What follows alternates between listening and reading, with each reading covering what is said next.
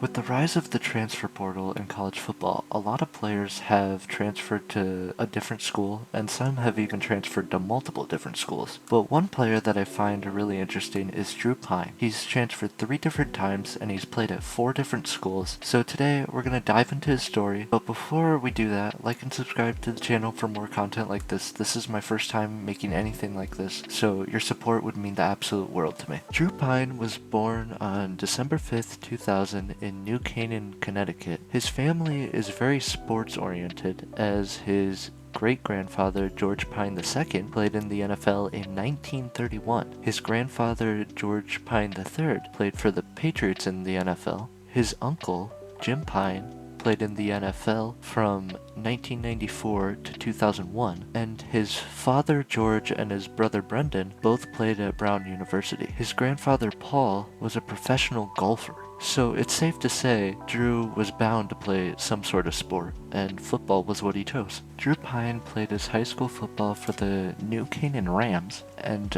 his freshman year, they managed to go 12-1 and won the state championship. That year, Drew Pyne completed 166 of 259 passes for 2,347 yards, 26 touchdowns, and 11 picks. He also ran the ball 87 times for 430 yards and 3 touchdowns. After that season, he received offers from South Alabama, Florida State, South Carolina, Alabama, Penn State, Missouri, Ole Miss, Auburn, Baylor, Miami, Notre Dame, and Syracuse, and Arizona. In his sophomore year, he did pretty well as well. The team didn't win a state championship, but he had about the same stats as he completed 169 passes out of 283 attempts for 2,355 yards, 25 touchdowns, and 11 interceptions. He also had 93 carries for 273 yards and 7 touchdowns. And also after his sophomore year, despite having 2 years left of high school,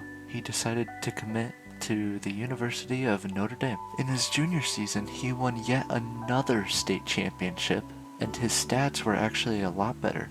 He completed 205 passes out of 317 for 2,602 yards, 30 touchdowns, and 6 interceptions. He also carried the ball 55 times for 220 yards and 2 touchdowns. In his senior year of high school, he did not win the state championship, but he still had a very good season. He completed 161 passes with 252 attempts for 2,107 yards, 24 touchdowns, and 7 interceptions. He also carried the ball 57 times for 259 yards and 8 touchdowns. He finished his high school career with 701 completed passes out of 1,111 attempts for 9,411 yards, 105 touchdowns, and 35 interceptions. He also ran the football 292 times and scored 20 touchdowns. Coming out of high school, he was a 3-star recruit and the 19th ranked pro-style quarterback in the class of 2020. I hope I didn't bore you with all that, but now you know this guy definitely had some hype coming out of high school. 2020 was Drew's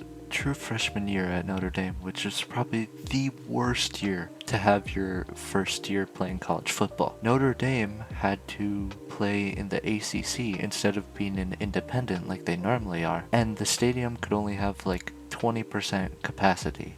It was really weird. Drew did not get a whole lot of playing time, as he started as the 3rd string quarterback and got a little bit of time as the backup. His only playing time in the regular season came in a 52-0 blowout of South Florida, and as a team, Notre Dame lost the ACC championship game to Clemson 34-10, but it didn't really matter since both teams got into the college football playoff, which at that point was only 4 teams. In that game, Notre Dame lost 31-14 against the eventual national champions, Alabama. Clemson also lost their semifinal game, so that championship game really didn't matter that much. And Drew Pyne actually got to play a little bit in that game against Alabama. During the 2020 season, Drew Pyne completed 2 out of 3 passes for 12 yards, with no touchdowns and no interceptions. He also ran the ball once for 4 yards. Not a great season,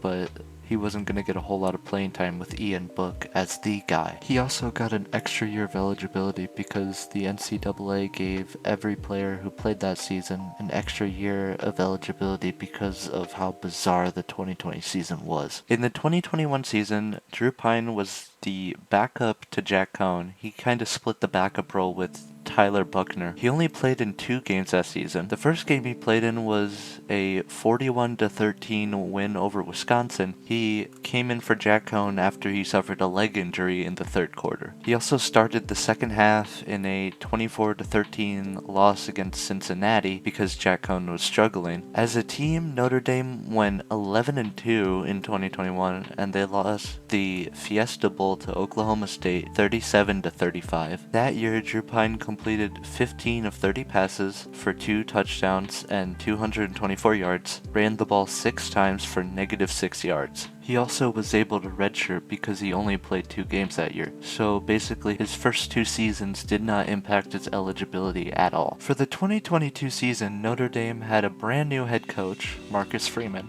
Drew did not get to start the first 2 games, but after Tyler Buckner went down with a shoulder injury late in their 26-21 loss against Marshall, Drew finished out that game. Drew got to start for the rest of the season, where he had an 8-2 record, bringing their regular season record to 8-4, which allowed them to make it to the Gator Bowl against South Carolina. Drew did not play in the Gator Bowl, however, because he transferred to Arizona State before that game. And for those of you wondering, Notre Dame won the Gator Bowl against South Carolina 45-38. Drew finished the 2022 season with 164 completed passes out of 254, 2,021 yards, with 22 touchdowns and 6 interceptions. He also ran the ball 47 times for 108 yards and 2 touchdowns. This was also probably the best moment out of Drew Pyne's Notre Dame career. I can only imagine how that phone call is going right now. But then he goes over to the headset and he hears it from Tommy Rees, and Tommy's just saying, hey, do your job. It's a flat route, throw it to him. And sometimes you need to hear a little of that too. Before the season even started at Arizona State, Drew Pyne suffered a hamstring injury, which meant that he couldn't really compete for the starting job. So Jaden Rashada played for the first 2 weeks, but he suffered an injury that kept him out of a majority of the games for this season. During their 3rd game of the year against Fresno State, where they lost 29-0, Trenton Bourget got the start, but he suffered a leg injury, which allowed Drew to play. But he also suffered a muscle injury, which meant Jacob Conover had to play the rest of the game. Luckily, Drew's injury was not significant enough to where he couldn't play the next week against USC. In their 42-28 loss against USC, Drew suffered a leg injury that kept him out the rest of the year. Arizona State was really a mess that year, as they finished the season 3-9, which is obviously not good enough to get to any sort of bowl game. Drew Pyne finished the season with 26 completions out of 49 passes for 273 yards, 2 touchdowns, and 3 interceptions. He also ran 14 times for -49 yards. After this season,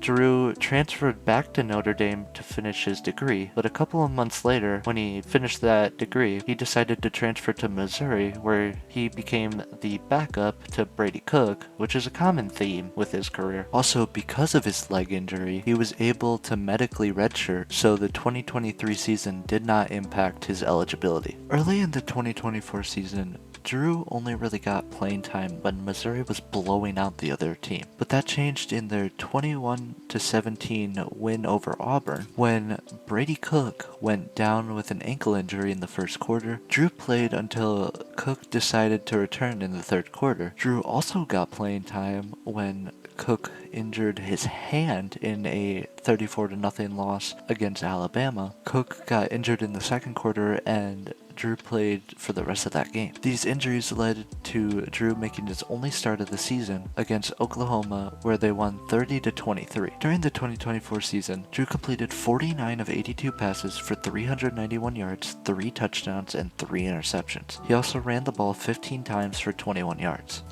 As a team, Missouri went on to win the Music City Bowl 27-24 against Iowa. In April of 2025, Drew decided to transfer to Bowling Green, but because he already played spring ball at Missouri, he doesn't get to with Bowling Green. And that's where we are now. Personally, I think Drew could do really well at Bowling Green. He's got a lot of experience at bigger schools, and I feel like he could translate a lot of that knowledge to his teammates, and they could do really well in the MAC. I could be totally wrong. If you see this video after the season's over and they're absolutely terrible, feel free to laugh at me in the comments.